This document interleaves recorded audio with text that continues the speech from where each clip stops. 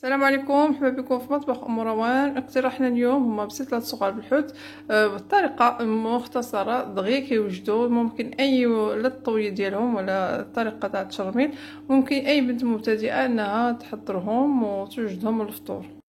نبداو البنات المقادير. المهم الكميه على حسب كل، المهم سيده على شحال بغات توجد بعدد الاشخاص اللي عندها. عندي اول حاجه عندي القمرون، عندي الميرلا، واش خديت انا الميرلا غليظه، جبتها هكا صوبه ليا مول الحوت هكا كفيلي باش تسهل عليك الخدمه. عندي سيبيا قطعتها حتى هي غسلها ليا مول الحوت وجبتها انا قطعتها طريفات هكاك صغار، ودرت فيها شويه الحليب والخميره حمراء. الخميره خاصه بالحلويات، كتفتيها ملي كنشرملوها ندوزوها في المقله، كتجي في الماكله المهم فتيه. ان هذا السيبيا دغيا كتقصح. عندي كذلك الفلفل الاسود فزكتو قطعته صغيور طريفات صغار. وعندي الشعريه الصينيه، شعريه الارز، باقي غادي نرقدها حتى هي. دابا غادي ندوزو باش نصاوبو التشرميله اللي غادي نديرو بها هاد الحوت كامل. بالنسبه للتشرميله، اول حاجه خديت القزبر والمعدنوس مقطعين، غنضيف عليهم الحامض، تقريبا نص حامضه غادي نعصرها، وغادي نزيد العطريه. غنضيفو دابا العطريه البنات. عندي نص معلقه ديال البزار، معلقه ونص صغار ديال التحميره، نص معلقه ديال الكمون. انا ما كنفضلش ديك الكمون بزاف باش ما يتغلبش ليا، المهم نص معلقه الكمون على تاع الحوت. ندير معلقه صغيره ديال عطريه ديال الحوت، عندي هنا جوج اشكال. ندير هاد عطريه الحوت الحمراء وعطريه الحوت الاخرى البيضاء، وغادي نضيف زيت الزيتون وزيت المائده، المهم كاع العطريه الاخرى ديال الحوت والهريسه، زيت المائده وزيت الزيتون. ضفت البنات الثوم غبره ودابا الهريسه وشويه الملحه، وغنخلطوا هاد المقادير مزيان باش نبداو كنشرملو في الحوت ديالنا. بعد ما شرمت الحوت غندي ندير الفور في الكسكاس والقدره لتحت فيها الماء والوقت موسى والحامض والكلوفيت والكراميل شرمتهم حتى هما، وهانتوما تبعوا معايا المراحل. بالنسبه للحوت الاخر خديت مقله درتها فوق النار، درت فيها شويه زيت الزيتون وغادي نبدا نشحرهم. درت الكالامار هو كيتشحر، ما كنحرك فيه بسرعه، ما نخليوش فوق النار بزاف انه كيقصح ما تيبقاش فتي. لا هو لا كلوفيت خصو دغيا ندوزوهم فوق في المقله ونحيدوهم. غنبقى كنحركهم دغيا هكا حتى تشرب ديك، هو دغيا كيطيب تشرب ديك الترميله وغنحيدو، ونفس المقله غندير فيها الكلوفيت. نفس المقله درت فيها الكروفيت وغنشحرو حتى هو دغيا ونحيدو. خديت مقله البنات زدت فيها ديك الترميله اللي شاطت ليا من الاول، اللي صاوت في الاول شاط واحد شويه درتو في المقله، وغادي نضيف عليه نفس المقادير القزبر المعدنوس التحميره الملحه البزار الكمون الهريسه، المهم كلشي داكشي درت في الاول زدتو في هذيك المقله، وشويه ديال الزيت واحد جوج معالق كبار ديال الماء، وصافي كنحرك فيها هي كتبخ، نقص عليها النار وهي كتبخ حتى تشرب مزيان هذوك العناصر بيناتهم. هانتوما تلاحظوا واش غادي نديرو بهم. الحوت راه طاب وفرتو خليته يبرد، ودابا غادي نكملوا الطريقه ديال تشرميله الحوت هي اللي غادي نلويوهم. دابا البنات كلشي موجود عندي، الحوت هو فرتو وبرد، الكروفيت والكالامار هما هادو خلطتهم. شعريه الصينيه راه فزكتها في داك الماء فاش اللي فار فيه الحوت فيه وقت موسى والحامض، رقدتها فيه وصفيتها قطعتها بالمقص. شامبينيون عندي مرقد ومقطع من الاول. صافي المقله اللي صاوبت فيها ديك الترميله غناخذ منها شويه شويه شويه نديرو في الحوت، كل شكل ديال الحوت ندير فيه شويه، وداكشي اللي بيبقى غندير فيه الشعريه الصينيه والفلفل الاسود تا هما يتشحروا مزيان باش يتشربوا العطريه. بعد ما تشحرت لي الشعريه الصينيه نتوما تلاحظوا خدات اللون ديال التشرميله مزيان، تشرباتو مزيان. دابا غادي نبدا كنخلط المير ديك التشرميله اللي زدت تاع اللي صابت في المقله اللي ضفت عليها نخلطها معاها. هاد الطريقه كنديرها باش الحوت اللي انا كديريه كيطيب كيفور كتمشي منه داكشي اللي درتي في الاول ما تيبقاش فيه كامل. هاد الطريقه كنديرها باش الحوت تيبقى كيشد النسمه مزيان ديال العطريه، كيجي منسم وكيجي لذيذ في البسطيله، كيبقى فيه باين فيه المقادير ديال العطريه. دابا زدت الكروفيت والكالامار، غنضيف الشعريه حتى هي وغنخلط مزيان العناصر مزيان باش ملي نعمرو بسيطلات يجي كلشي فيهم عامرين فيهم كلشي. ماشي المهم تجيب السيطله عامره بكل كاع الانواع اللي درنا. وانتما تلاحظوا غنخلط مزيان وغادي ندوزو دابا باش نبداو كنعمرو. دابا بنات جينا مرحله باش نلويو هاد البسيطلات.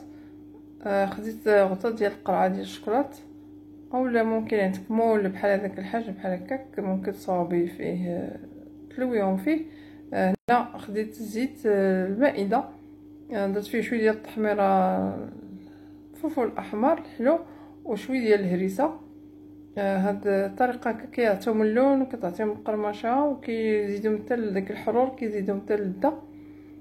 كناخذوا الورقه كنقطعها على 4 على شكل مثلثات. هانتوما كتلاحظوا دائما الوجه الحرش هو اللي كيكون الفوق مرطب لتحت. غنحاول نجيب نصاوب المثلث يكون وسط ديال الغطاء، ودائما مع الدهين وندهن تيكون الراس ديال المثلث واحد هكا تيكون جهتك والاخر غنجيبو نديرو الجهه الاخرى. هانتوما شوفوا على الطريقه تا هو الجهه الحرشه هي اللي الفوق والرطبه اللي لتحت.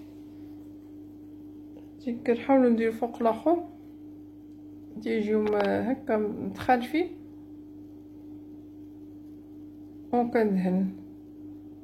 الدهين كيجيب تيعاون البسطيله انا كتجي مقرمشه من الداخل وطايبه متجيش معجنه وخضراء. ندير الحشوه اخلط مزيان داك الخليط ديال الحوت وفيرميسي كلشي خلطهم مزيان. قلت لكم باش تجيب بسيطله فيها كلشي.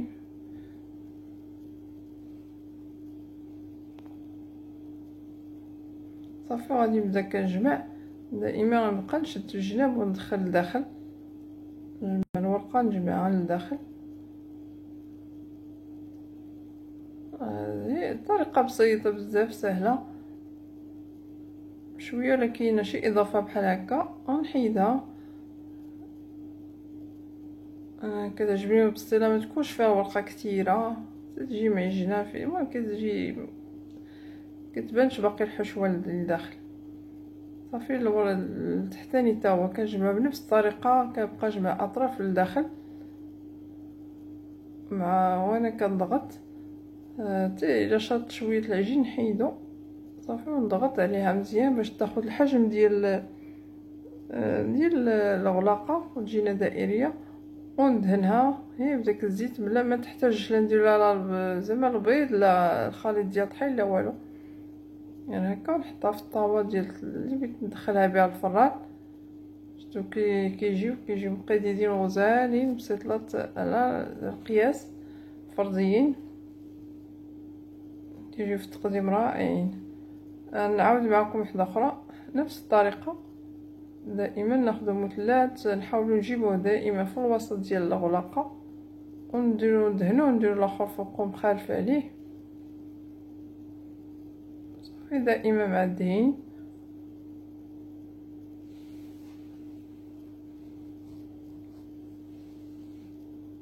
المهم هاد الطريقه باينه شي حاجه اللي بسيطه بزاف. المهم اي بنت اول مره كتدخل الكوزينه ولا اول مره بتصاوب هاد البسيطلات صغار غتصاوبهم. الناس شويه كتلاحظوا الطريقه بسيطه. غندير الحشوه ونجمع الطريف الجناب للداخل وغادي نشكل البسطيله بسهوله.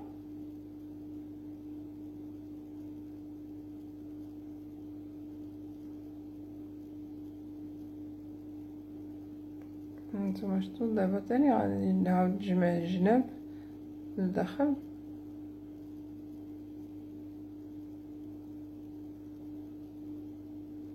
هاد الطريقه صافي شيطه ثاني شي حاجه نحيدها صافي، وندهن ونجمع الطرف الاخر التحتاني. وهاني كملت بسيطه دغيا لويتها. بالنسبه الا بغيتي تجمديهم ممكن تجمدوهم نفس الطريقه اللي درت البريوه تاع الدجاج. كندير بلاطو كنسرحهم فرد هكا مفرقين كل وحده بوحده حتى كيجمدوا. هي اللي كنجمعهم في بلاستيك غذائي ولا شي بواطه هكا كنضمنوا ان بسيطه تبقى مدورين ما كيعوجوا ما كيتعجنوا ما والو. وقت ما بينهم كنجمدوهم وندهنوهم ونديروهم في الفران. صافي نضغط عليها وندهن داك لتحت ونقلب الغطاء وها بسيط الطياب عندي.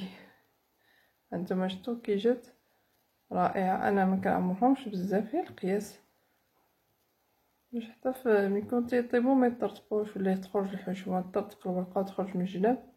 غنبقى حتى نكمل كاع الكميه اللي عندي ديال الحوت ونرجع نوريكم الشكل فين ندخلوه الفران والشكل النهائي.